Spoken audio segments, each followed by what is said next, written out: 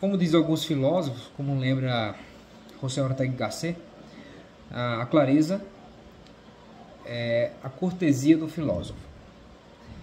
De modo que, quando nós observamos no discurso político, em especial o discurso retórico da política, certas palavras do vocabulário filosófico ou da ciência política são utilizados de maneira apenas retórica, não tendo desse modo o referente na realidade. Um bom exemplo disso é o conceito de soberania, de liberdade e de outros. Diante desse contexto, nós podemos observar, por exemplo, o conceito de soberania e suas consequências quando analisamos a invasão das forças russas na Ucrânia em março de 2022. Mas em que consiste essa coisa chamada soberania?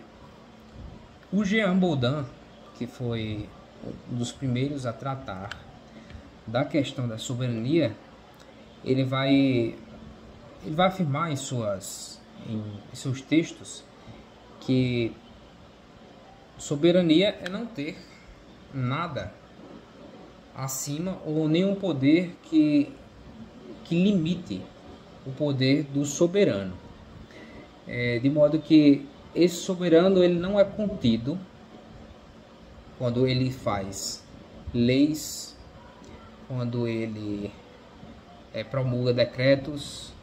Ele só é limitado pela ação divina, né, e pelas leis divinas. Mas o que é que isso tem a ver com a invasão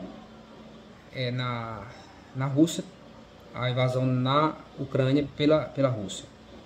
Existe um conceito dentro da filosofia política que é a soberania externa.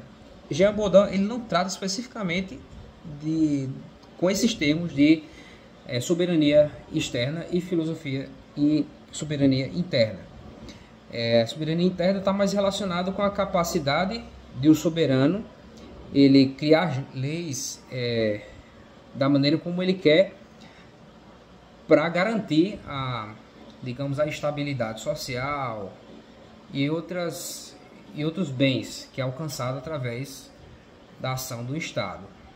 Aí a gente pode lembrar um pouco do Hobbes, quando Hobbes ele fala que o ser humano ele no estado de natureza ele é o estado onde cada um visa o próprio bem e acaba gerando uma guerra pela busca por bem que lhe é próprio, e só a ação do soberano para limitar isso.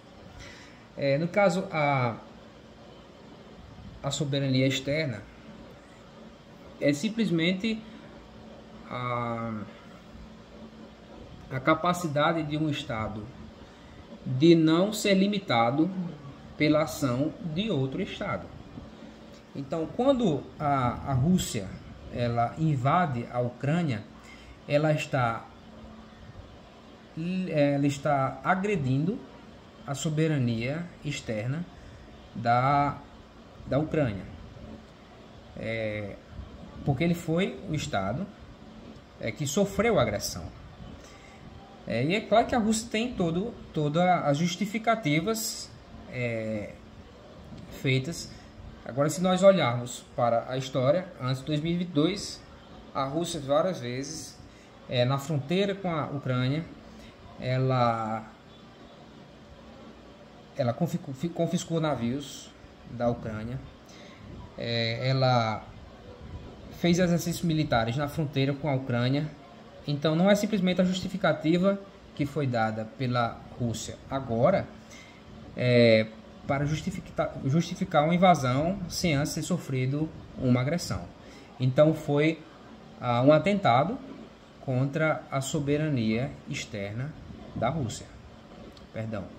Ucrânia.